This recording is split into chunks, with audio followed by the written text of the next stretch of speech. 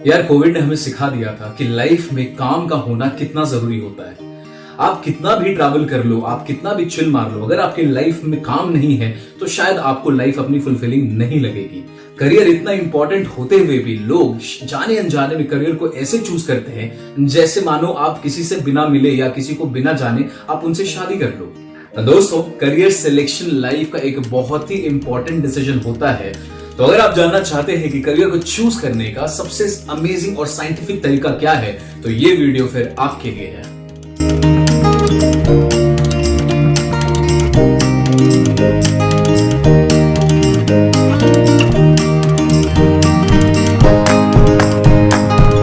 नमस्कार दोस्तों, स्वागत है आपका हमारे इस YouTube चैनल पे। मेरा नाम है अंकुश राज, आपका करियर कोच। और इस वीडियो में दोस्तों हम बात करेंगे एक बहुत ही इंपॉर्टेंट चीज जो शायद करियर के बारे में जानने से ज्यादा जरूरी है कि जब आप करियर को चूज करने जाते हो तो आप उसको चूज कैसे करोगे।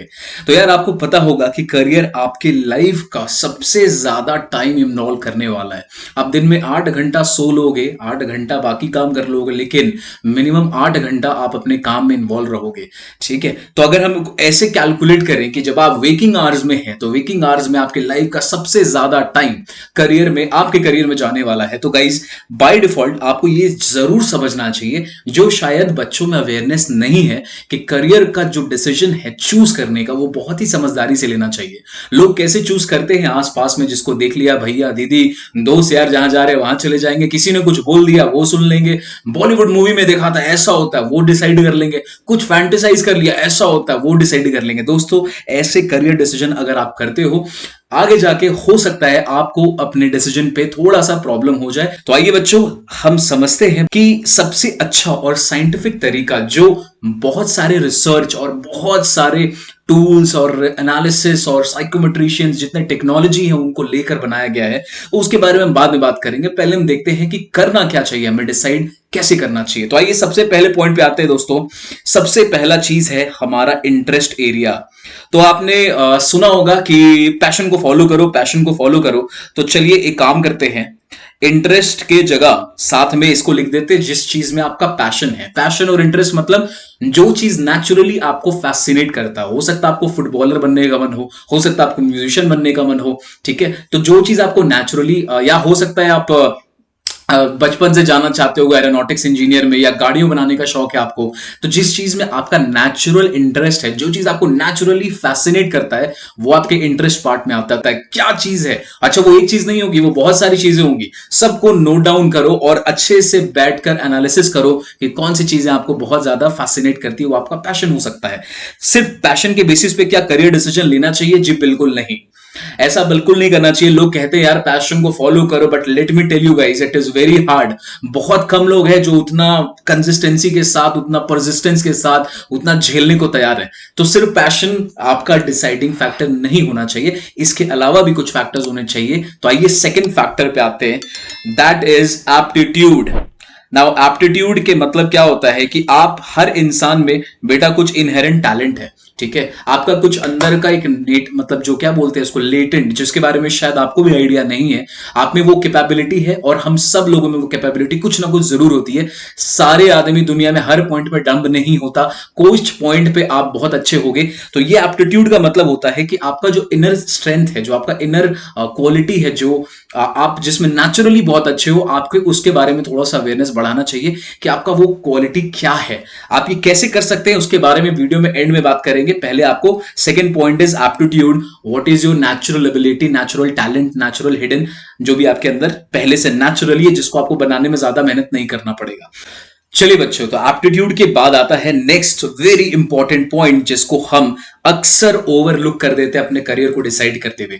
अच्छा छोड़ो, आप जब किसी से मिलते हो और उसकी पर्सनालिटी का मतलब आप जानते हो, उसका जो इंडिविजुअलिज्म है, वो बंदा कैसे बात करता है, कैसे उसका बॉडी पोस्चर होता है, आई कांटेक्ट कैसे होता है, हाउ उसका कम्युनिकेशन स्टाइल कैसा होता है, हाउ कॉन्फिडेंट ही इज। ठीक है, ये सारी चीजें एक पर्सनालिटी का, कैरेक्टर का पार्ट बन जाती है।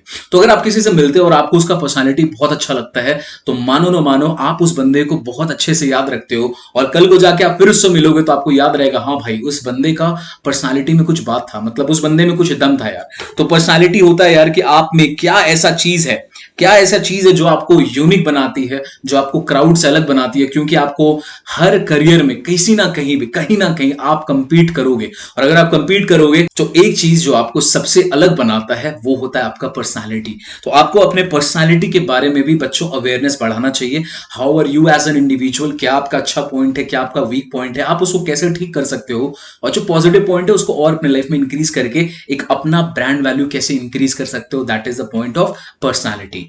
चलिए नेक्स्ट पॉइंट पे आते हैं। एक ऐसा पॉइंट जिसको हमेशा इंडियन सिस्टम में देखा गया है इग्नोर करते हुए, दैट इज इमोशनल इंटेलिजेंस, या फिर इसको अदर वर्ड में बोल दें तो इमोशनल कोशेंट।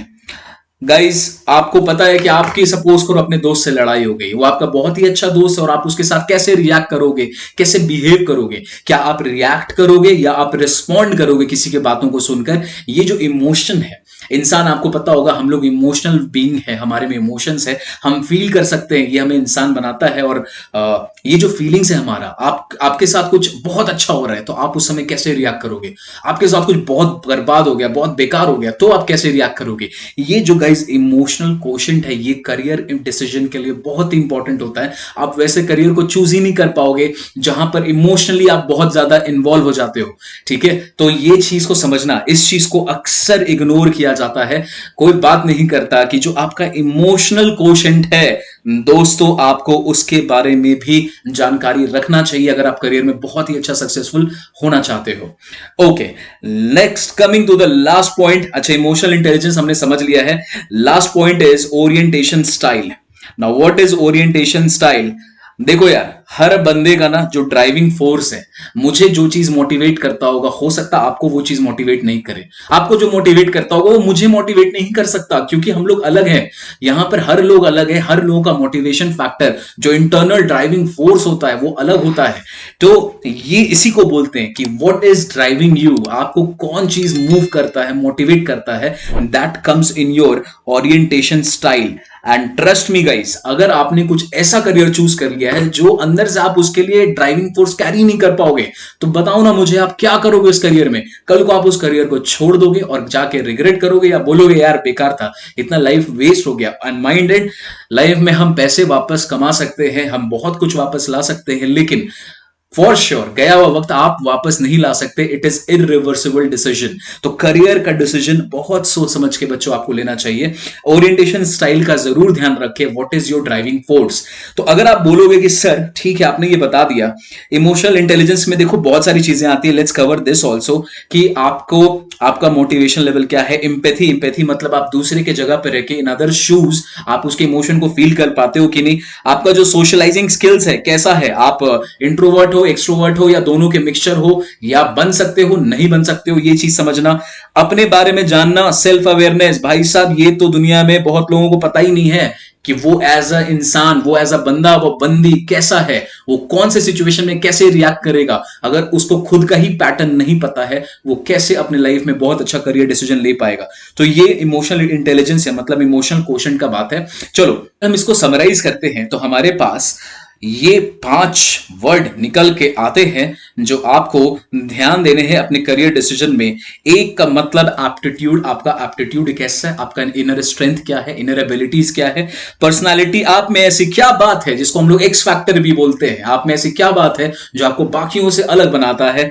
इंटरेस्ट, आपका नेचुरली कौन सा चीज है जिसमें आप पैशनेट हो, आपको वो फैसिनेट करता है, आपको मजा आता है उसके बारे में सोच कर या काम करके।